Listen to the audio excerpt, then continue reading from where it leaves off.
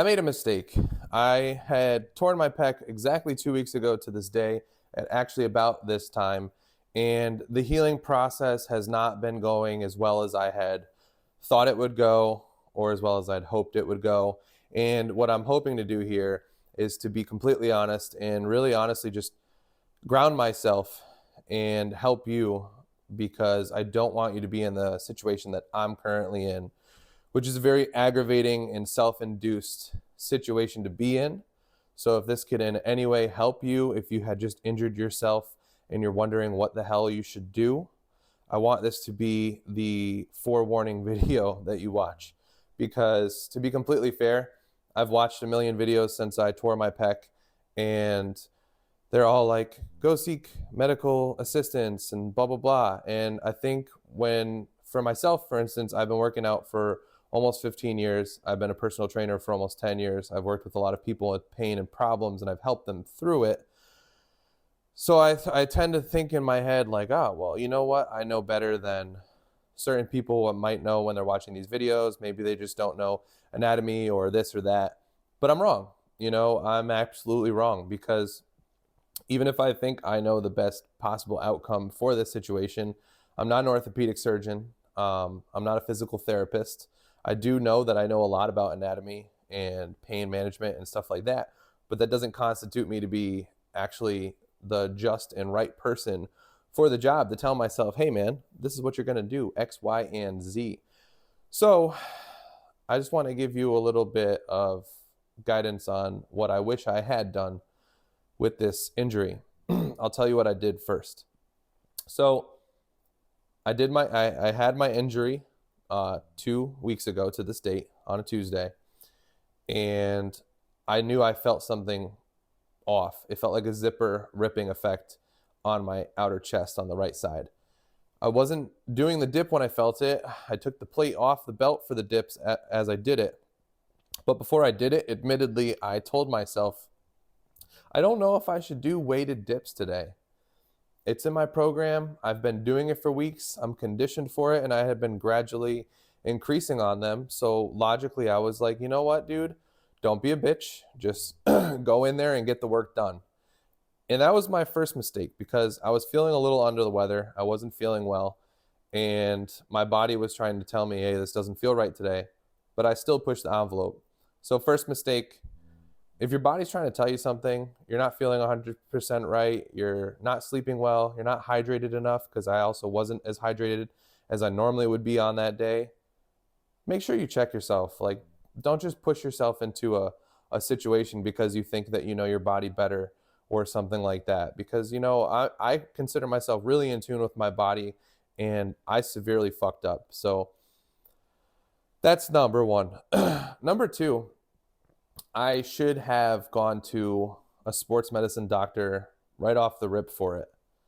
And instead, what I did was I tried going throughout the week and troubleshooting it myself with no logic, because every time I would start to use logic, it would hurt and I would go emotional, and then I would not be able to actually resolve the problem as if it was someone else's problem. So in any event, just like go to a doctor, get it checked out. You might spend money now and time now and inconvenience now to go get it checked out in the event that it's all right. But that's better than being in my situation where 2 weeks later now I'm still feeling a ripping, tearing sensation in my chest. And now I have to wait until the MRI gets approved, and I have to go through the checks and balances of starting physical therapy and stuff like that, where I could have started this process 2 weeks ago and already been on my way to a better recovery. So just go to a medical professional. Go get somebody that's not you to look at it and give you their professional opinion, whether or not you think you know the answer to this and you know the solution to this.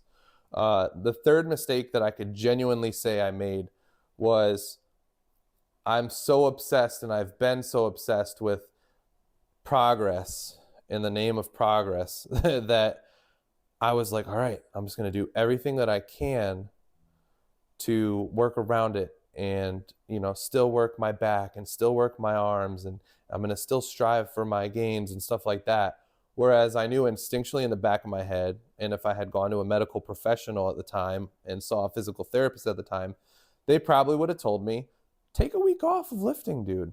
Just like lay off. Don't do anything. And, I'm stubborn. So I didn't do that. And it's stupid of me because the day after it, I tried doing back motions that I probably shouldn't have, because even though the back doesn't directly contract the pecs, it stretches the pecs. You don't want to stretch a torn muscle. On that Friday and that Saturday, I went and I freaking I tried to do like some bicep work and tricep work and work around it more and stuff like that. And again, I'm just putting stress to an area that's already compromised. So stupid on me. Then it started to feel a little better. So I thought, rather than just gradually working my way up, I would, work my way into certain exercises that I deemed for myself that would be perfectly fine and wouldn't irritate the area. And what do you know? I'm here 2 weeks later. It's irritated. It has not felt any better than it had prior.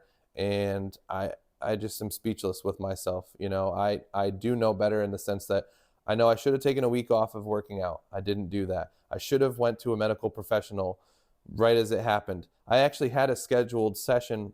I was scheduled to go see somebody a week after the instance, and I said, oh, you know what? I'm starting to feel better. I canceled it, only to rebook one literally a week later. So don't be that idiot like me that says that I'm doing better, so I'm not going to go see someone. It would have been better if I saw someone and they actually told me, like, hey, man, this is actually worse than you think it is.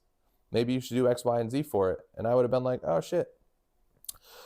So I don't want to ramble on and on and on, but like, it's just devastating to me that like,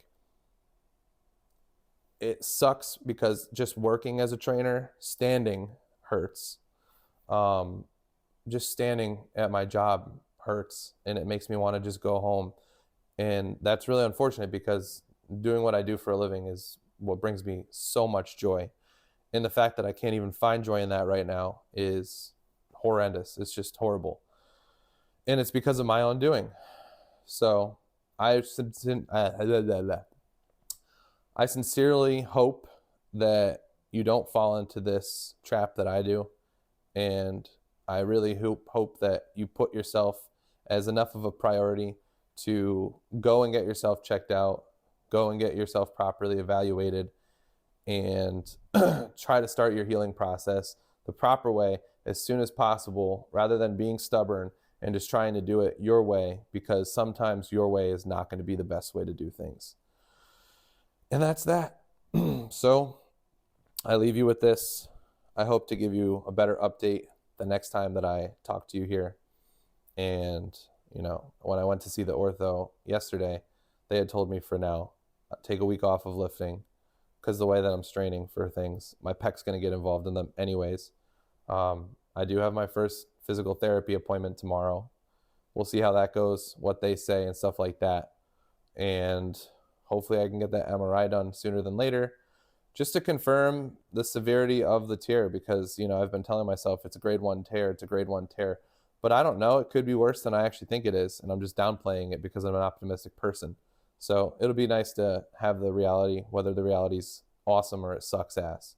So that's that, guys. I'll catch you in the next one.